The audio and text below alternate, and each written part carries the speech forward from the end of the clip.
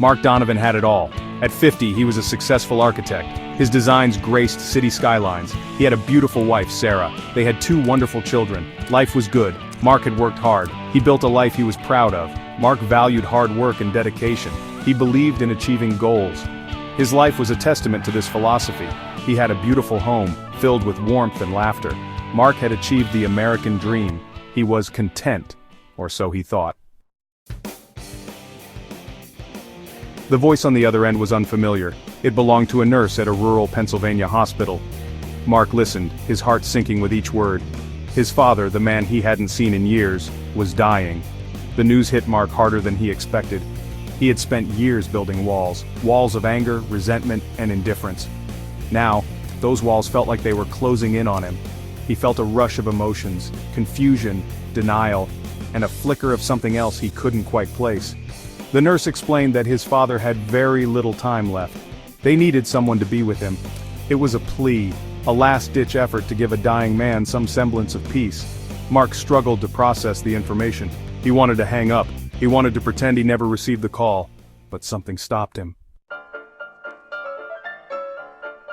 Mark's relationship with his father was complicated. His father, a stern and stoic man, had always seemed distant. He was a man of few words, and even fewer emotions. His love was tough, demanding, and often felt conditional.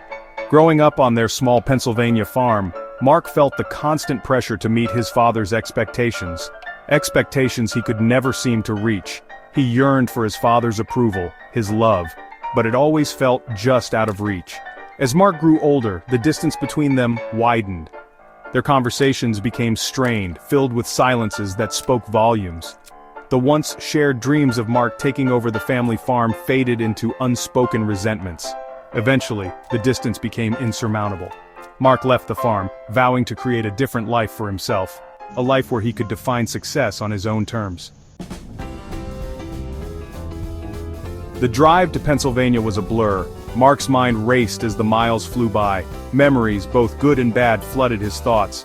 He remembered fishing with his father on lazy summer days. He remembered the feeling of pride when his father taught him how to fix the tractor, but these memories were overshadowed by a deep sense of regret. Regret for the lost years. Regret for the words left unspoken. The drive was long, each mile a reminder of the time he had let slip away.